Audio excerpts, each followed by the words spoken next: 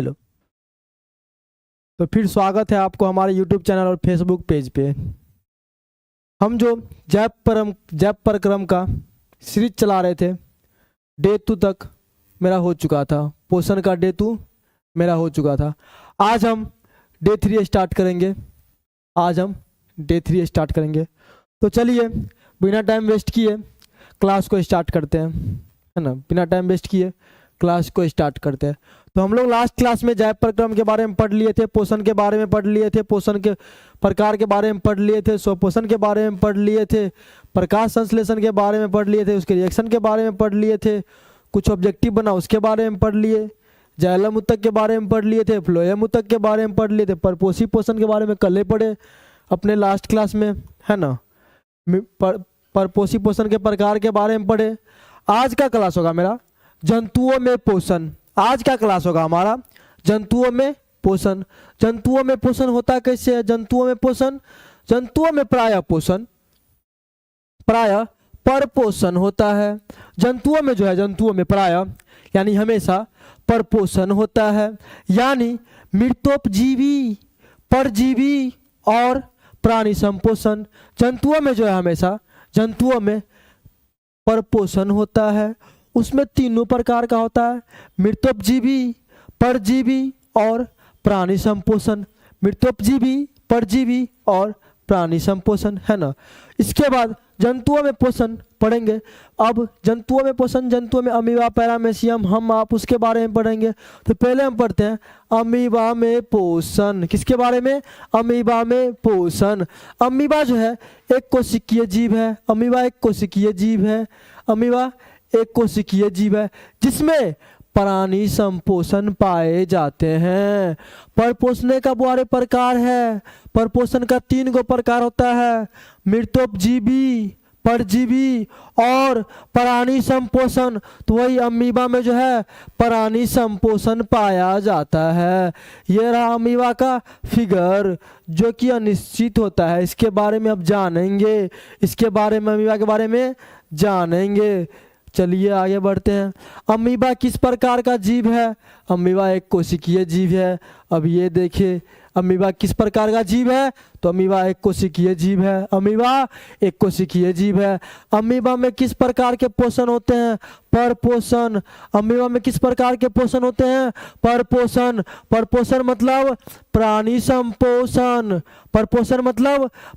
संपोषण। Amoeba में परपोषण होता है। परपोषण में भी कौन सा? प्राणी संपोषण। अमीबा का आकार जो है कैसा होता है? अनिश्चित। अमीबा का आकार कैसा होता है जी? अरे अनिश्चित। अमीबा का जो आकार है वो अनिश्चित होता है। अमीबा का आकार अनिश्चित होता है। अमीबा का आकार अनिश्चित किसके कारण होता है? अमीबा का जो आकार है वो अनिश्चित किसके कारण होता है? तो अमीबा का आकार अनिश्चित कुटपाद के कारण होता है। कुटपाद क्या है उसके बारे में पढ़ेंगे। तो कुटपाद जो है अमीबा का एक अंग है। कुटपाद जो है अमीबा का अंग है जिसके द्वारा अमीबा भोजन भी ग्रहण करता है। अमीबा भोजन भी ग्रहण किसके द्वारा करता है? तो कुटपाद के द्वारा। अगला क्वेश्चन है अमीबा का पाचन अंग कौन सा है? अमीबा का पाचन अंग कौन सा है? उसका आंसर है खाद्य रसधानी। अमीबा का पाचन अंग खाद्य रसधानी। अमीबा का पाचन अंग खाद्य रसधानी। अरे इसको अच्छे से देखिएगा। अमीबा का पाचन अंग खाद्य रसधानी। खाद्य रसधानी कहाँ होता है? कुटपाद कहाँ होता है? सबके बारे में जानेंगे आगे। देखते रहिए। अमीबा का प्रचलन अंगक क्या है? कुटपाद। इसी कुटपाद के कारण अमीबा का आकार अनिश्चित होता है। अमीबा का आकार अनिश्चित होता है और इसी कुटपाद के द्वारा अमीबा अपना भोजन भी ग्रहण करता है ना। अब ये रहा अमीबा का फिगर जिससे आप इसके नोट के नीचे अमीबा के नीचे बना सकते हैं। ये रहा अमीबा का आकार अनिश्चित होता है। आप इसको जैसे मन वैसे बना सकते हैं, ऐसे भी बना सकते हैं। अमीबा का आकार अनिश्चित होता है, ऐसे भी बना सकते हैं। अमीबा का आकार अनिश्चित होता है। ये डाल दिए भोजन, और इसके बाद ये हो गया कुटपाद, ये हो गया कुटपाद, और ये पादाब, खादवानी, है ना, कोरक झिल्ली, केंद्र, कोशिका झिल्ली, खादचानी, है ना, और ये हो गया केंद्रक, न्यूक्लियस यानी कि केंद्रक, अमीबा। अब चलिए आगे बढ़ते हैं। पैरामेशियम में पोषण, किसमें पोषण? पैरामेशियम में पोषण। पैरामेशियम में पोषण कैसा होता है जी? पैरामेशियम भी एक कोशिकीय जीव है जिसमें प्राणी संपोषण पाए जाते हैं, जिसमें प्राणी संपोषण पाए जाते हैं। मतलब कोई पूछेगा अमीबा और पैरामेशियम में स्वपोषण होगा या परपोषण? तो परपोषण। परपोषण में भी कौन सा पोषण? प्राणी संपोषण। परपोषण में भी कौन सा पोषण? प्राणी संपोषण। चाहे अमीबा हो या पैरामेशियम, चाहे अमीबा हो या पैरामेशियम, दोनों में कौन सा होगा जी? अरे प्राणी संपोषण होगा। दोनों में कौन सा होगा? प्राणी संपोषण होगा, चाहे अमीबा हो या पैरामेशियम। देखिए इसमें भी कुछ ऑब्जेक्टिव है। पैरामेशियम किस प्रकार का जीव है? एक कोशिकीय जीव है। पैरामेशियम किस प्रकार का जीव है? यह एक कोशिकीय जीव है। पैरामेशियम किस प्रकार के पोषण पाए जाते हैं? परपोषण। परपोषण में भी कौन सा? परपोषण में भी कौन सा? तो प्राणी संपोषण। परपोषण में भी कौन सा? प्राणी संपोषण। अरे समझे, समझे। अगला क्वेश्चन है, पैरामेशियम का आकार कैसा होता है? पैरामेशियम का आकार कैसा होता है? निश्चित होता है। इस बात को ध्यान में रखिएगा। अमीबा का आकार अनिश्चित होता है। अमीबा का जो आकार है वो अनिश्चित होता है। अमीबा का जो आकार है वो अनिश्चित होता है, अमीबा का आकार। लेकिन यही जब बात पैरामेशियम का किया जाए तो पैरामेशियम का जो आकार है वो निश्चित होगा। अरे पैरामेशियम का आकार निश्चित होगा। चलिए जानते हैं पैरामेशियम के बारे में। और पैरामेशियम का आकार कैसा होता है? निश्चित में भी कैसा? अरे ये देखिए ना, अभी जो आप पैरामेशियम देखिए, ये आपको चप्पल की तरह नहीं दिख रहा है जी। अरे ये आपको चप्पल की तरह नहीं दिख रहा है, ये स्लीपर यानी कि चप्पल की तरह होता है। पैरामेशियम का आकार स्लीपर की तरह होता है। और पैरामेशियम का आकार स्लीपर की तरह क्यों होता है? पैरामेशियम का आकार स्लीपर की तरह क्यों होता है? मतलब पैरामेशियम का आकार निश्चित किसके कारण होता है? तो पेलिकल के कारण। किसके कारण? पेलिकल के कारण। और अमीबा का भी अंगक जाने कुटपाद होता है, ठीक उसी प्रकार पैरामेशियम का अंगक क्या होता है? अरे पैरामेशियम का अंगक होता है सिलिया। पैरामेशियम का अंगक सिलिया, जो कि ये है, जो कि ये वाला पार्ट है जो आपको ऐसे ऐसे दिख रहा है ना जी। अरे ऐसे ऐसे दिख रहा है ना जी, ऐसे ऐसे, यही पार्ट है क्या आपको? सिलिया। ये हो गया पैरामेशियम के बारे में, है ना। पैरामेशियम में भोजन का अंतर्ग्रहण किसके द्वारा होता है? तो कोशिका मुख। उसी को साइटोस्टोम भी बोलते हैं। उसी को क्या बोलते हैं? साइटोस्टोम भी बोलते हैं। पैरामेशियम में जो भोजन अंतर्ग्रहण किसके द्वारा होता है? कोशिका मुख के द्वारा। उसी को हम लोग साइटोस्टोम भी बोलते हैं। अरे क्या बोलते हैं? साइटोस्टोम। और ये जो है पैरामेशियम का आकार निश्चित किसके कारण होता है? तो पेलिकल के कारण जी। पेलिकल क्या है? अरे भाई पेलिकल, कोई पूछेगा आपसे पूछेगा पैरामेशियम का आकार निश्चित। पैरामेशियम का आकार निश्चित किसके कारण होता है? तो आप बोलिएगा पेलिकल के कारण। लेकिन आपसे ये पूछ दे पेलिकल क्या होता है? पेलिकल क्या होता है?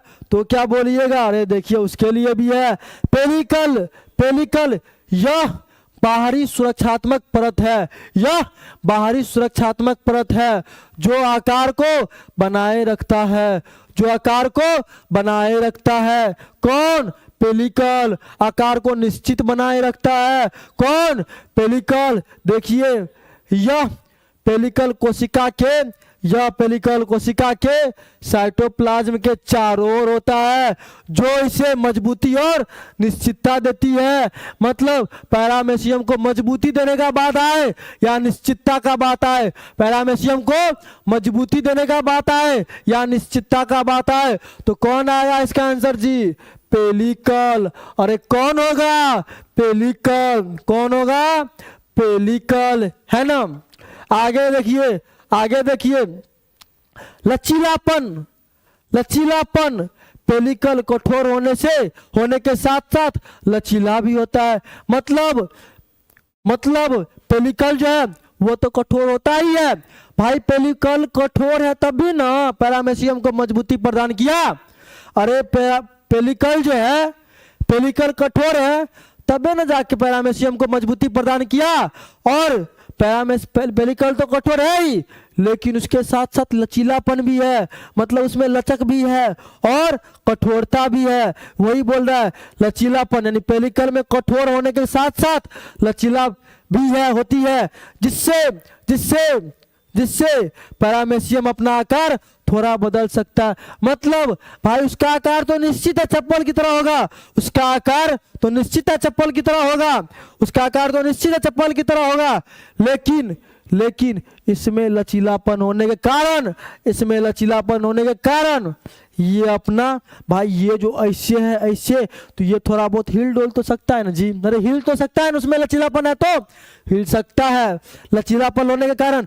लेकिन आप जो बोलिएगा यदि आकार पूरा इसका चेंज हो जाए तो वैसा नहीं हो सकता है, वैसा नहीं हो सकता है। जैसे अमीबा का आकार चेंज हो सकता है, ऐसे का ऐसे, ऐसे का ऐसे बन सकता है, वैसे इसका नहीं बन सकता है, वैसे इसका नहीं बन सकता है, वैसे इसका नहीं बन सकता है। अरे समझे ना समझे, आगे चलिए। सिलिया, सिलिया पेलिकल से ही सिलिया बाल जैसी संरचना बनाए बाहर निकलती है। मतलब कि सिलिया जो होता है पैरामेसियम में जो सिलिया होता है, बाल जैसी रचना, बाल जैसी रचना, ये जो बाल जैसी रचना है पैरामेसियम में ये सिलिया है, और ये जो आता है वो पेलिकल से आता है। बुआरे पेलिकल जो है, पेलिकल जो है ये वाला भाग हुआ पेलिकल। एक मिनट आप सब देखिएगा, पेलिकल जो है, पेलिकल जो है ये वाला पार्ट हुआ पेलिकल, ये वाला पार्ट हुआ पेलिकल। और ये जो आप बाल जैसे देख रहे हैं, बाल जैसे, ये हो गया सिलिया। ये सिलिया जो है, ये सिलिया वो पेलिकल से ही आया है। सिलिया कहाँ से आया है? पेलिकल से ही आया है।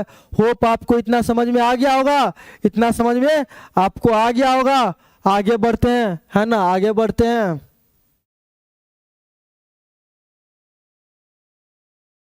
यहां तक हम जान लिए पैरामेसियम के बारे में, यहां तक हम जान लिए। ये रहा आपका हैंड रिटेन पैरामेसियम का फिगर, तस्वीर। ये जो है बाल वाला भाग, ये क्या है? सिलिया। ये भोजन का कण, ये वाला भाग। ये जो है ये कोशिका मुख है, ये वाला क्या है? कोशिका मुख, किसी को बोलेंगे साइटोस्टोम। और ये जो है ये भोजन रसधानी, जहाँ पे भोजन पाचन होता है, जहाँ पे भोजन का पाचन होता है। अरे है ना। तो चलिए आज की क्लास यहीं तक, मिलते हैं, धन्यवाद।